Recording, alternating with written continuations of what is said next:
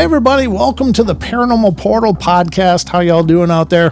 Hope everything is wonderful in your guys' world. We are gonna be embarking on an epic journey tonight. I have two longtime friends of myself in the Paranormal Portal here with us, and we are going to be diving into the world of giants and a lot of other strangeness over in the Pennsylvania area. So I hope you guys are ready, because we're going in. All right, we are joined today by Tommy Cooper and Jason Trost of Cryptovania, and they're here with us today, and we're going to just find out what's going on over in their end of the world. So, gentlemen, welcome to the show. Thank you so much for coming on. Thank you very much. Thank you. Thank you. Thanks for finally. It's great to finally be on the portal. I know. I tell you what, we've known each other for years, and it's like, why haven't we done this before now? So busy. It only took about 4 or 5 years.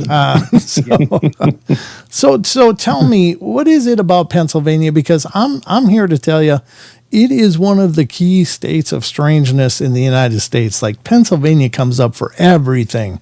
What's going on over there, guys?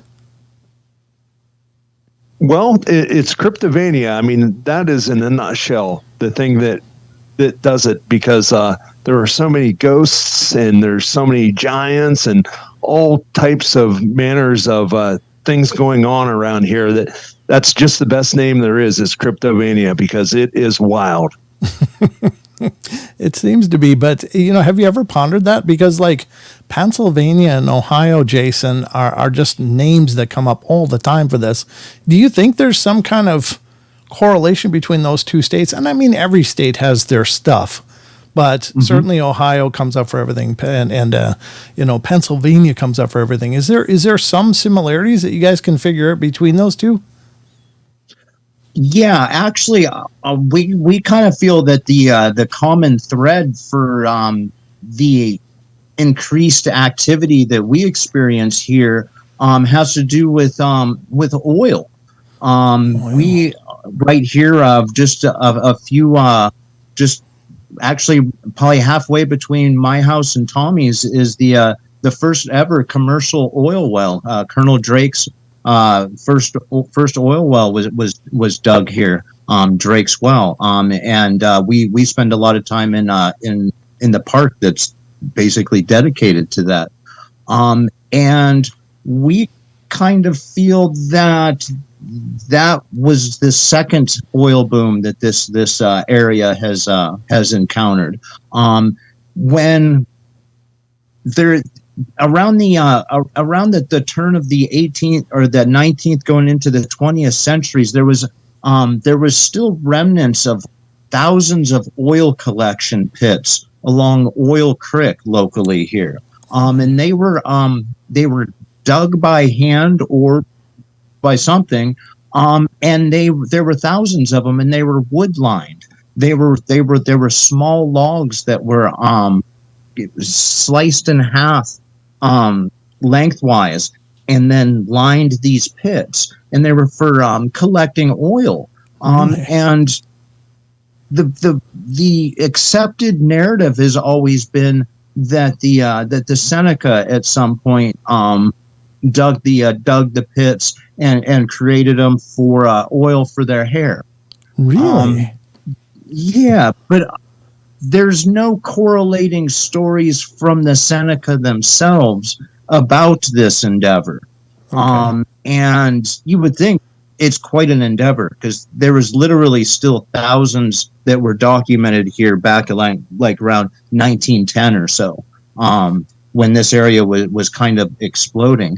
And the thing, Oil Creek had its name long before Drake drilled his first well there. It's got its name because there's naturally occurring very crude oil on top of the water that collects. It seeps out of the ground. It seeps out of our swamps. It's why they drilled for oil along the banks.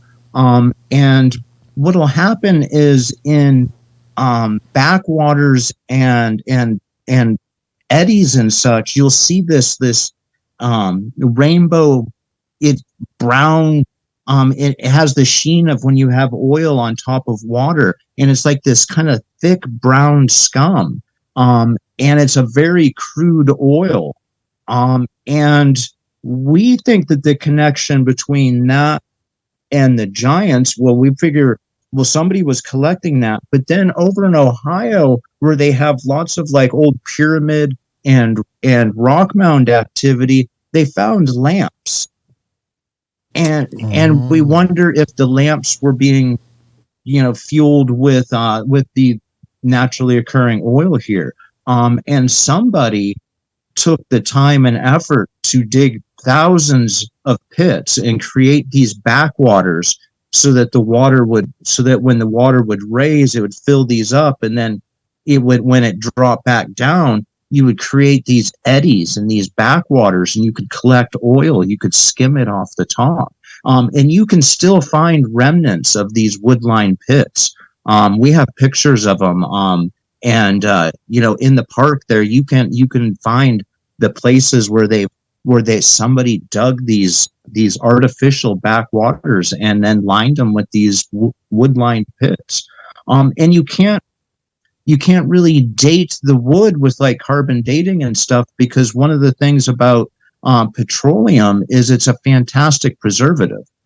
So that wood is in theory 500 to 1,000 years old, but it's been permeated with crude oil, which is how people used to actually preserve wood here. You would soak it in crude oil, oil is just a huge part of our history here, and we believe that it was a big part of our prehistory here. So is there any possibility, and you of course you and I were talking about the presence of giants potentially. Mm-hmm. Is there any, I mean, we don't know anything about the culture of giants other than a few legends and folktales and stuff, but were they generally considered somewhat advanced as far as you guys know, or do you have any insight into that? Well, some of the giants were found, and they had copper helmets on and things, so they had like a good knowledge of copper weapons and things like that, and they're pretty huge, and they were not far from here at all. So, if it has copper, a matter of fact, I'd say 15 miles from my house is the site of the largest reported giant discovery in America. Were the wow. largest actual giants, and that was a copper helmet and a huge sword was supposed to have been found. That was in Hickory or West Hickory here. Again, because of oil activity, they came across this stuff. And you can find Oil City newspaper has an old report of the giant and its helmet and its huge sword being on display for a couple days before being spirited off for protection by the Smithsonian folks. Of course, yeah, they've managed to liberate several of our finds throughout the history of the country. But before they disappeared, there was the newspaper articles, about this discovery and the bones on display and such.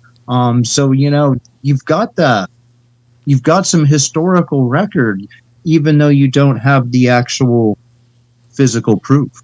Right, and that was on the Allegheny also. Mm-hmm. Oh. Yes, yeah. And a matter of fact, you go back to the Allegheny name, and that's awful similar to what the Delaware called the giants. Really? Was the Allegawe or something, very similar to that. And they have stories of eventually they had a war with the giants and wiped them out. Really? And for various reasons. But the name, the Allegheny River might actually be named after a tribe of giants. Wow. So that's a theme that, of course, comes up, across the country of, First Nations having conflict with these enormous beings, whatever indeed they are. But do you think that there's any evidence to suggest that those creatures, those beings, are still present in like Pennsylvania and such, or do you think that that's more of a relic of a past age? Unless you think they're Bigfoot, which the argument can be made for that also. Sure. But I think a lot of people really think that they were vanquished south of the border into they went down there, and then they may have come back. But at one point, I think that the Native Americans had vanquished them. Yeah. Mm-hmm. Yeah, that seems to be something. And there are still claims of people seeing these giants that, as far as the descriptions that I've been able to glean from the very few reports that there are here in the U.S., but they definitely don't look like what we would assume or give an example of Bigfoot. Like they, of course, are both of very large stature, but the reports that I've heard of people in more modern times citing these giants is red hair, beard, some kind of clothing even, and possibly even holding like some sort of tool or club or something like that. And so, but I do like what you're saying, because yeah, I mean, if it's 10 feet tall covered in hair, or 14 or 15 feet tall and maybe not as much hair, that's not an easy distinction to make when you're looking at something that is just larger than life, you know? Mm-hmm. Wow. And then you also get into the realms of crossbreeding. Could Bigfoot be be a relative of both us and the giants?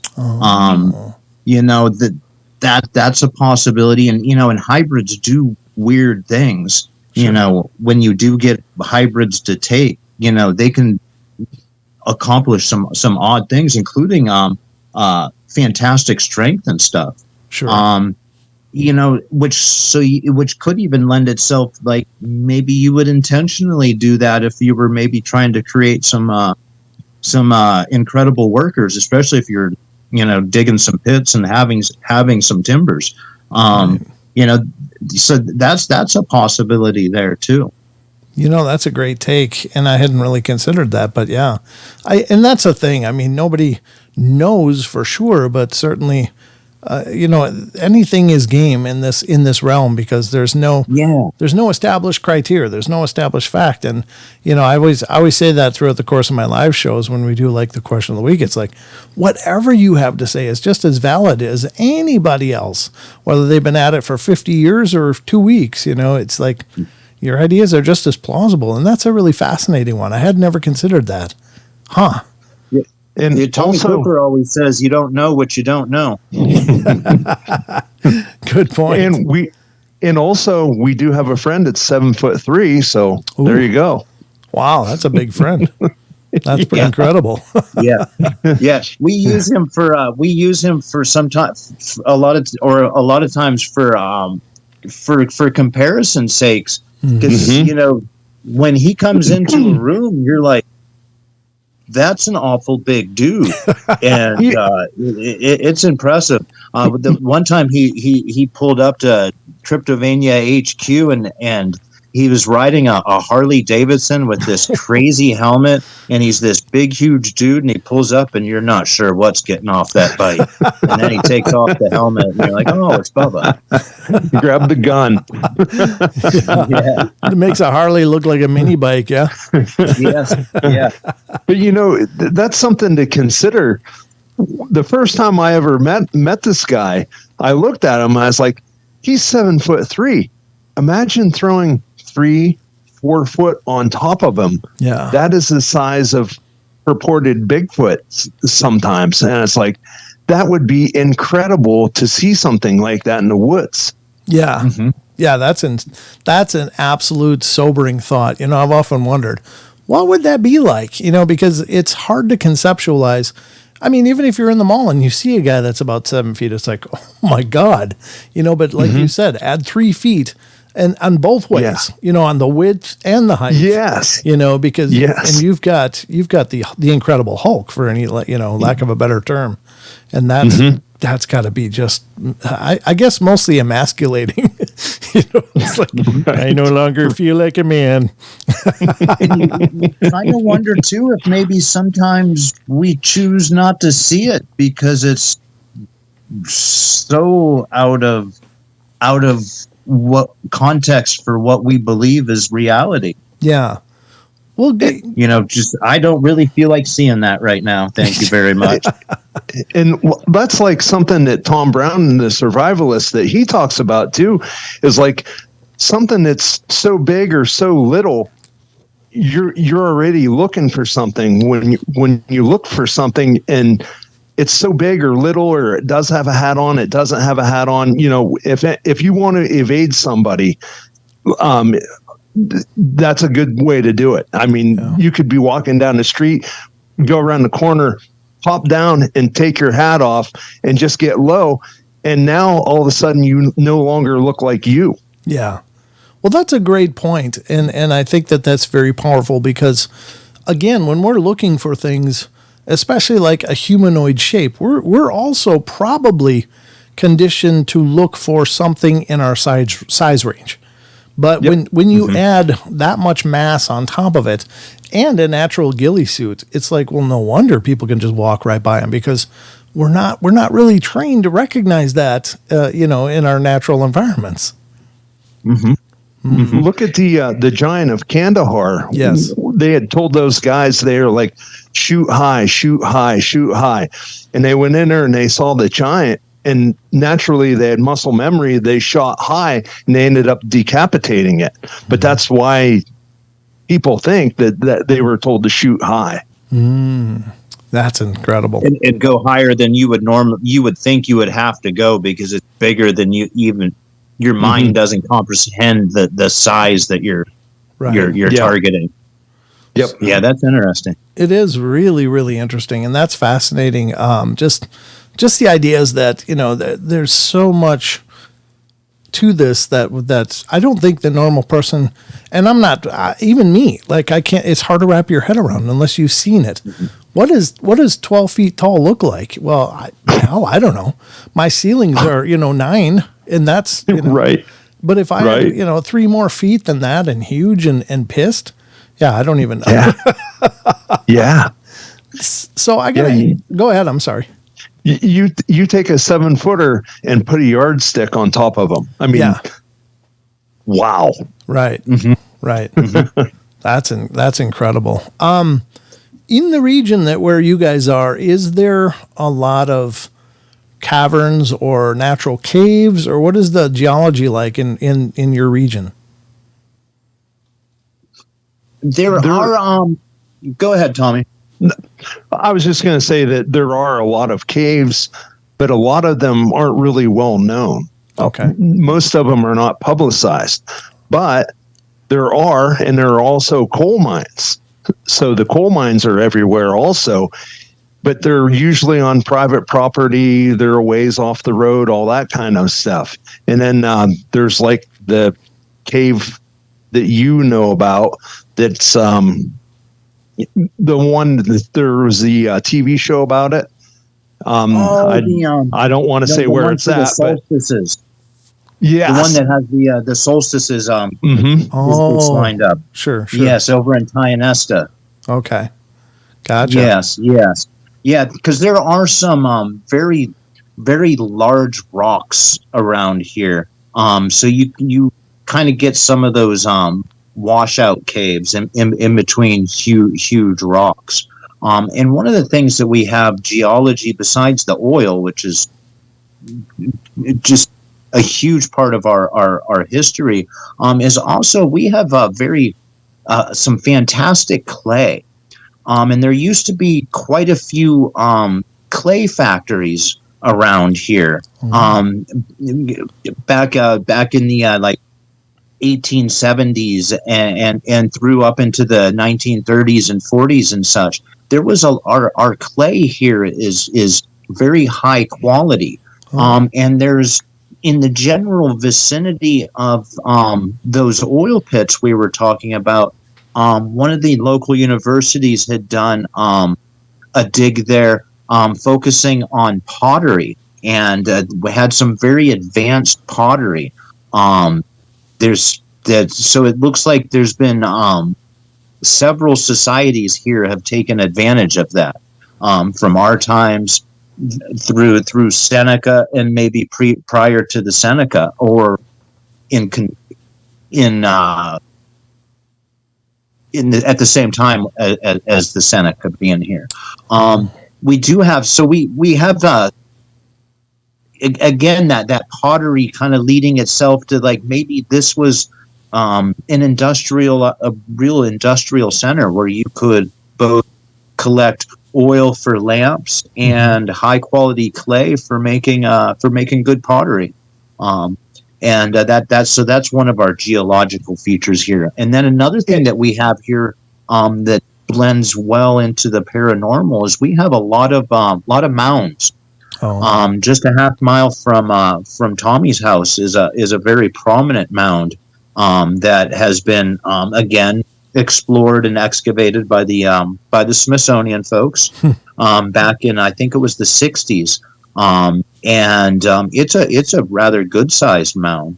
And so there's a lot of those sprinkled through here in western Pennsylvania and eastern Ohio. And over in eastern Ohio, you also had the largest pyramid in North America was there in Ohio, and they ended up knocking it down to make a reservoir up over there. And so, like, this huge pyramid structure, they decided they needed all that block for a reservoir. And that's very well documented. So you can see a lot of things a lot of dots that could easily be connected. As well as the Serpent Mound is right there also. Right. Not very far. Mm-hmm. So, and the Serpent Mound was where lamps were found.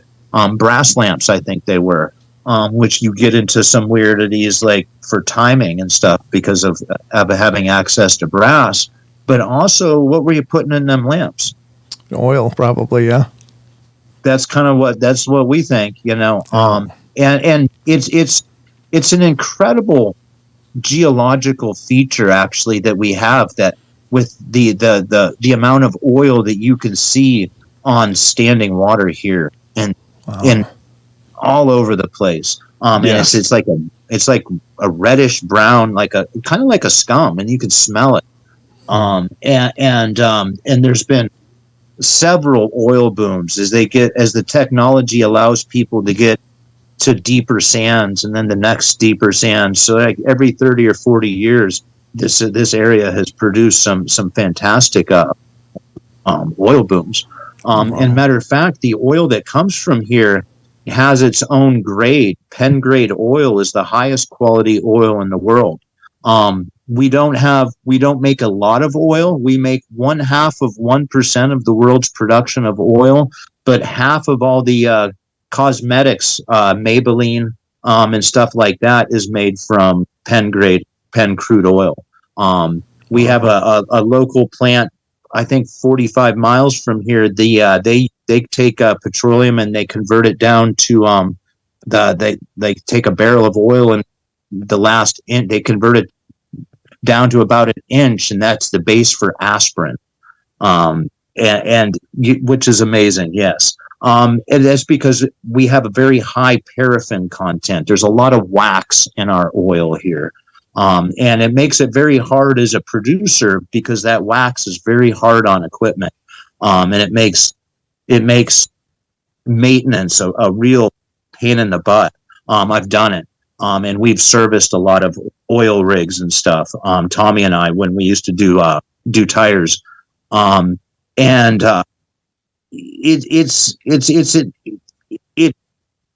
that oil, the presence of oil just permeates our general atmosphere here.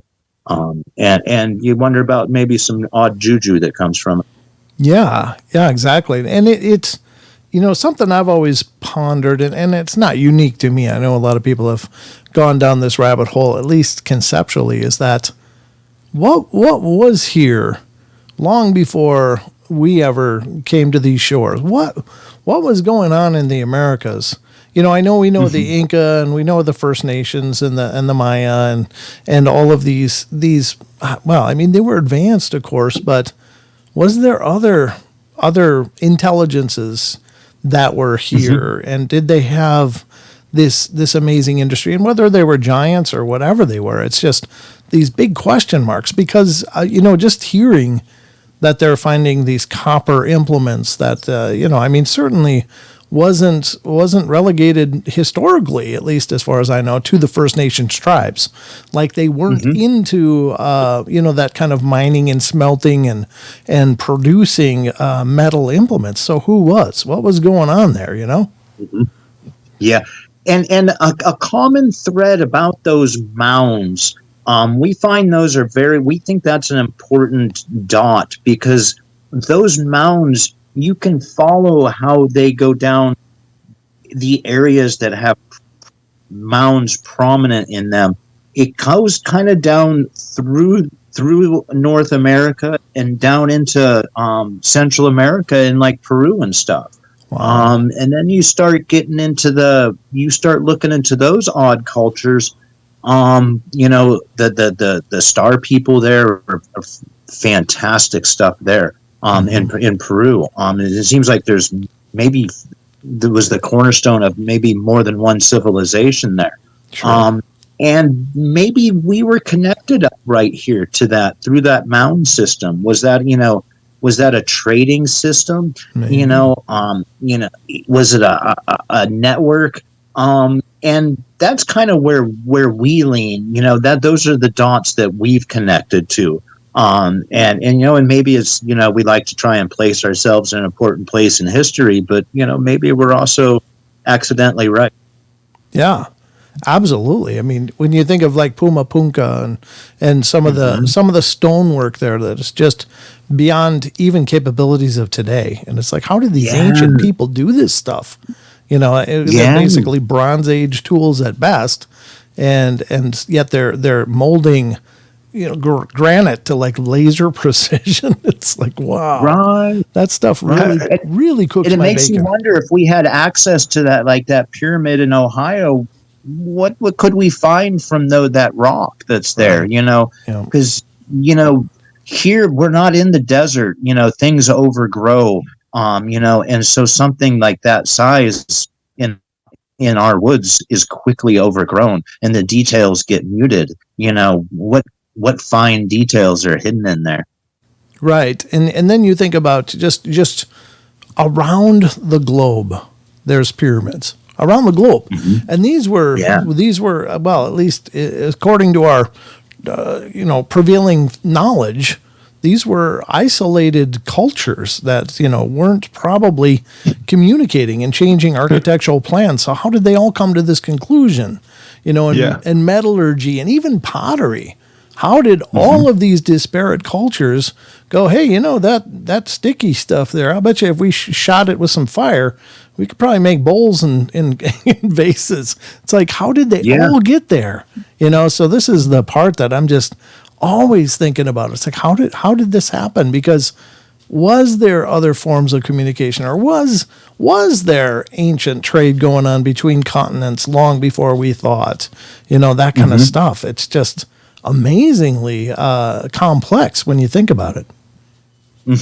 Yeah, and you look at some of the languages and stuff, like some of the languages around New Mexico, of First Person nations there, they seem very out of place, and they're much more akin to some of the stuff over in Europe and Asia and such. And it's and the same with some of the bows that were used in that area, in those areas, like very out of place with their neighbors, but very similar to folks across the oceans. And it really, there's some cloudy timelines there. Yeah.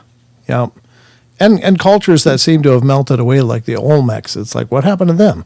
Which were, they had very Polynesian features, but they're in Central America. It's like, well, I don't know. And that's the big question mark. But I think that, very possibly a lot of this could have come from what was left of the giant races. A lot of this stuff may have been gleaned from them.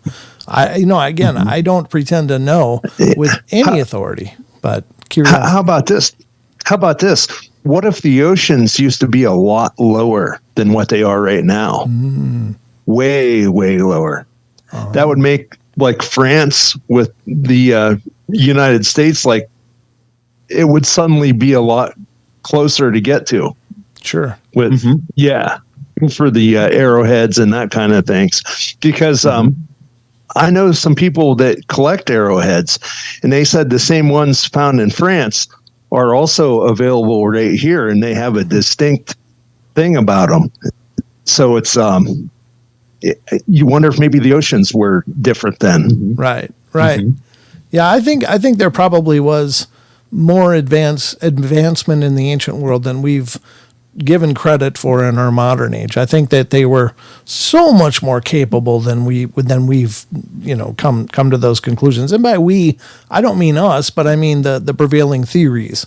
They just basically say that these were. And when you think about it, I mean, oftentimes I think in our hubris, when we think of ancient cultures, we think, oh, superstition, they weren't really that smart and stuff. But I mean, these were the seeds of what became of today. These were intelligent people. They just didn't have everything as figured out, maybe as we do. But maybe they kind of went different directions than the way we went too. Like our technological advancement is just seems to be pretty linear. But perhaps there's other advancement. I don't know. I guess I'm just spitballing here, but this is the kind of stuff that just rocks through my head, and I try to make sense of it because, again, this is all a big journey we're on. It's and the other part of it is the maddening part for me is that, and I don't mean to monopolize the conversation, but you guys got me started now.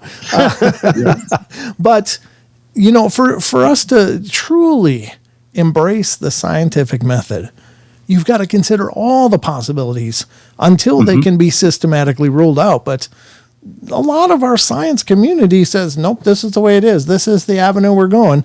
And we don't do that other stuff. And it's like, why? You're ignoring huge pieces of this puzzle, Yes. And that's one of the things that, when you circle back to what goes on in today's world, a lot of times people will confuse a convincing or loud argument with, well, that totally proves something wrong or debunks it. So a lot of times, maybe I'm not quite as good at arguing as maybe Tommy is, and maybe he kind of overpowers me, and this is how it is, and okay, but that I don't ever say that, by the way. Just an example. No. Sorry about that. I'll pay for that one later. But maybe, and I think a lot of times we confuse an argument with proving something, right? Yeah. Like when you go into a court of law, you want to have the best lawyer you can. You want the guy making you're going to pay as much as you can for the guy making the convincing argument, even if your case is slam dunk. You want the best guy making the argument, and maybe sometimes the best guy making the argument is arguing for the wrong. Yes. For the wrong conviction. Yeah.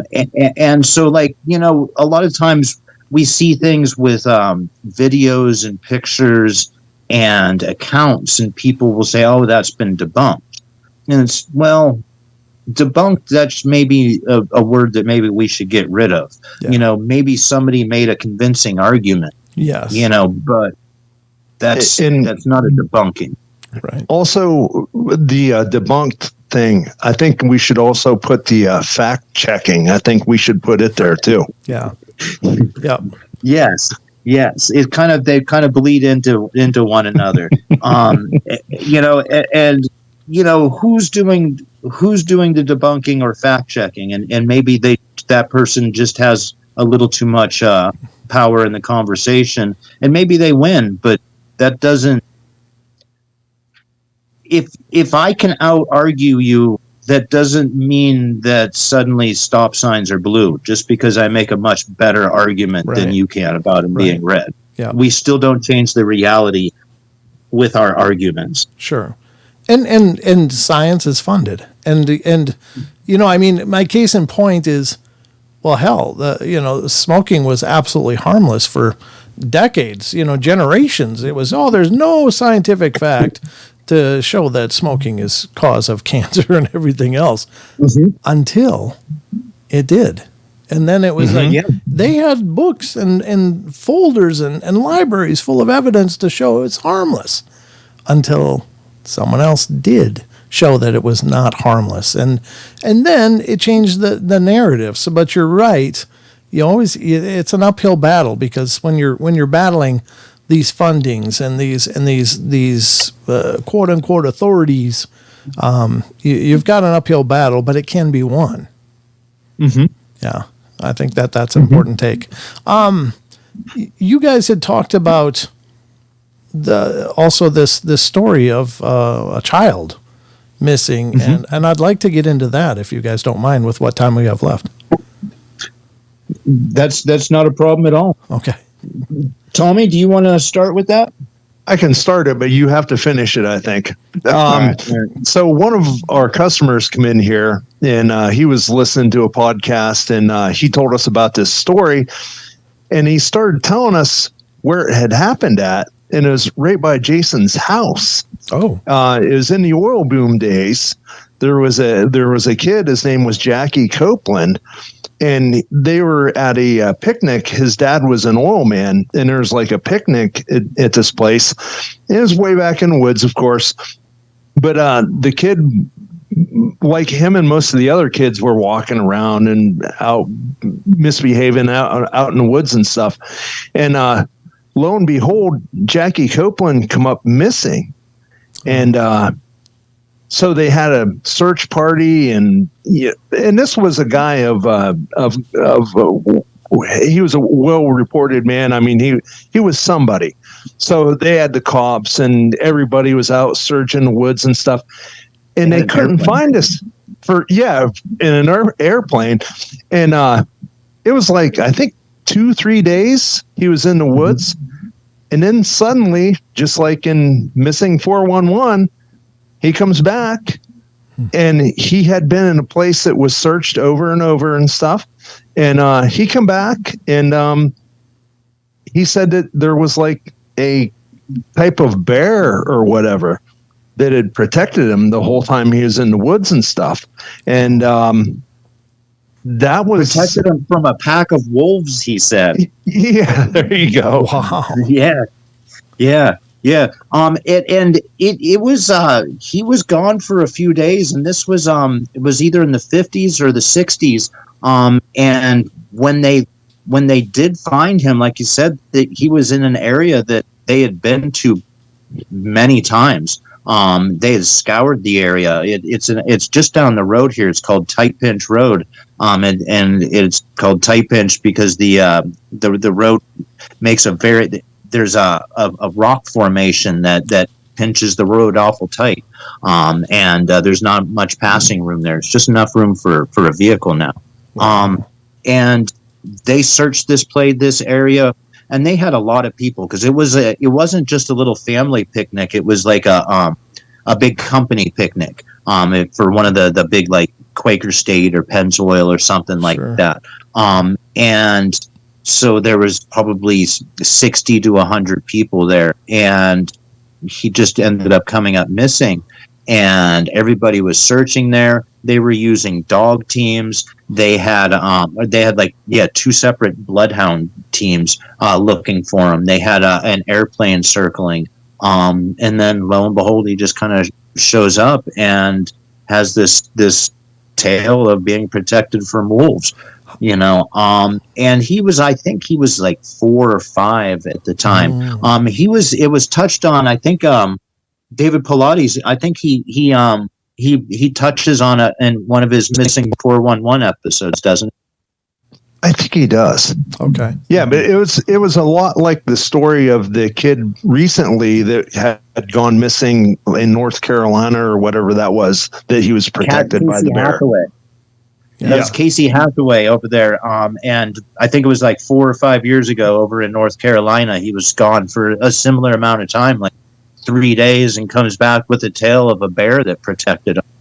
And he was 3. He was 3, right? Yeah, I think he was only 3, I do believe. Yeah. Yeah. Wow. Yeah. Just a little guy out there. And again, I think he kind of showed up out of an area that had been searched. Yes. But he has no idea where he's, other than he got protected by a bear. So that's kind of local here. And again, it was part of the oil fields. That there just used to be so much industry out in the woods out there, collecting oil and servicing. And it's just a big part of our history in there. That picnic, Jackie Copeland comes missing, and and just like the one in North Carolina, it's got a happy ending to it. And interestingly enough, in both of those cases, you think, well, what does a 3-year-old have a vocabulary of? I mean, they don't know about Bigfoot, I'm sure. So if it was something like a Bigfoot, it was like a bear, something big and hairy must be a bear. And much like the other child being even a little bit older, but there was no narrative for it back then. Maybe the most common term used in the old, America was wild man, like everything was a wild man. But a 4-year-old wouldn't have a concept of that. It's a bear. It's full of hair and it's big. Must be a bear. So I find those stories absolutely fascinating. Yeah, and we have a lot of stories like that around here too, about a wild man running around the woods and stuff. And you kind of wonder what exactly that was, because it probably wasn't a wild man. Right. So it was, you wonder what exactly it was, and how many of our stories that we grew up hearing were something else. Right. Around here we have right in the park a lot of stories about the old red eyes at Miller Farm, which is between me and Tommy. Don't go out don't be going out at night near the park, because old red eyes will get you. And there's several sightings here of a white Bigfoot. Yes. With some saying having red eyes and some saying having black eyes. But that's like, that white Bigfoot sighting is like maybe every 20 years here we get one. So it's like gone on for quite a length of time. Wow. That's incredible. Yeah. Yeah, I think, and it had its own name. Don't go messing around after dark, because old red eyes will get you. Well, what exactly was old red eyes? It's funny. And that, as a side note, it's kind of interesting that all of these things, I think there is a historical precedent for them. Like, a lot of First Nation tribes have the stories of like Janoskwa or Zonaqua and Janoskwa and many other names of like these Bigfoot-like beings, but they're always sewn into tales to keep the kids in, like, don't go out in the woods because they'll come take you away. Right.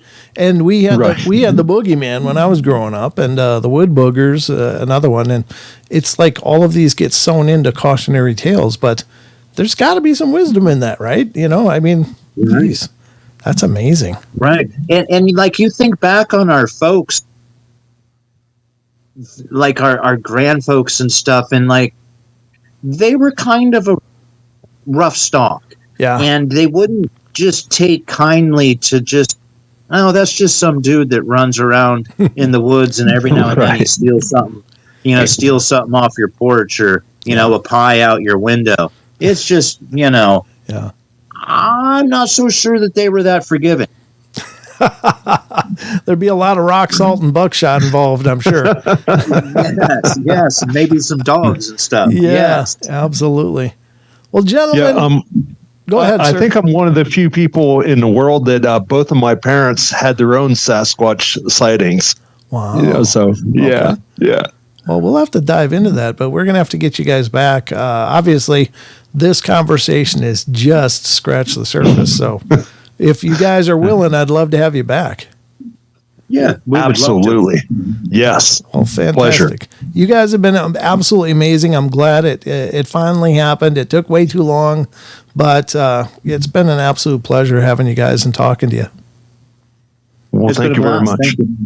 It's all my pleasure, but we'll get you back. We'll talk and figure out when that will be. It just goes too quick. It just goes too quick. So thank you, gentlemen. I appreciate your time. Awesome. Thank you very much.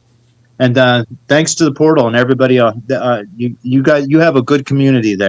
Oh my God.